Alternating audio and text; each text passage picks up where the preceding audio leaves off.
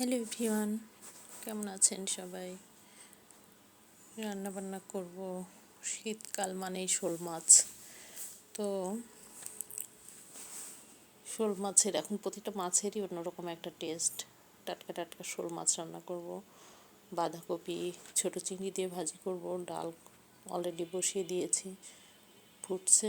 তো আমি প্রথমে বাঁধাকপি ভাজি করব ফ্রাই প্যান দিয়ে, তেল পেঁয়াজ একটু নাড়াচাড়া করে। তারপরে ছোট চিংড়ি কিছু দিয়ে দিলাম, অল্প করে দেই, আমি যে খুব বেশি দিই তা না, শুধুমাত্র একটা আলাদা কিন্তু টেস্ট হয় চিংড়ি দিলে, এই কারণে। তো কাঁচামরিচ লবণ অ্যাড করে একটু নাড়াচাড়া করে নিচ্ছি।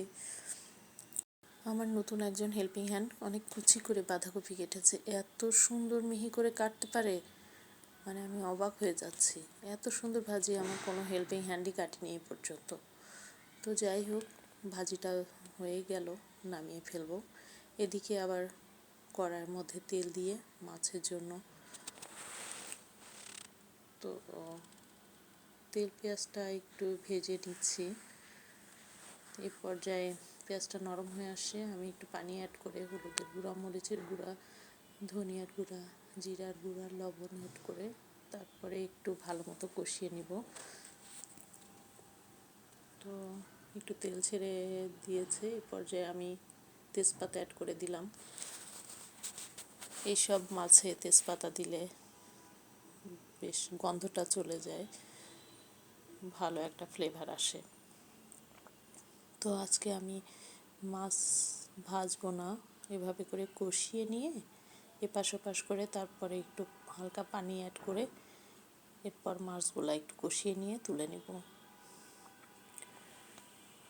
এখনও খুব বড় সাইজের শোল মাছ ওঠে নাই, সবই মানে 1 কেজির কম সাইজ এরকম।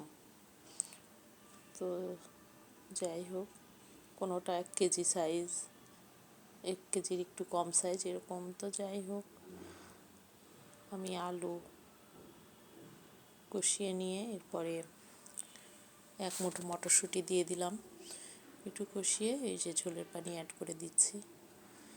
তো ঝোলের পানি অ্যাড করে দিয়ে বলক ওঠার জন্য অপেক্ষা করলাম। বলক উঠে আসছে, এখন আমি কষানো মাছগুলো অ্যাড করে দিলাম, একটু নাড়াচাড়া করে চারিদিক দিয়ে মশলা নামিয়ে তারপরে ঢাকনা দিয়ে ঢেকে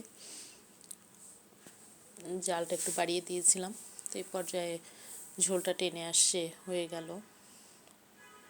আমি ভাজা জিরা গুঁড়া দিয়ে নামিয়ে কড়াইটা একটু এপাশ ওপাশ করে নাড়িয়ে দিলাম। এরপরে আমি কিছু ধনিয়া পাতা অ্যাড করে দিলাম। তো আমার তরকারি কিন্তু হয়ে গিয়েছে। 2 মিনিট দমে রেখে দিয়ে তারপরে আমি টেবিলে সার্ভ করে দিয়েছি দুপুরের সব খাবারগুলা।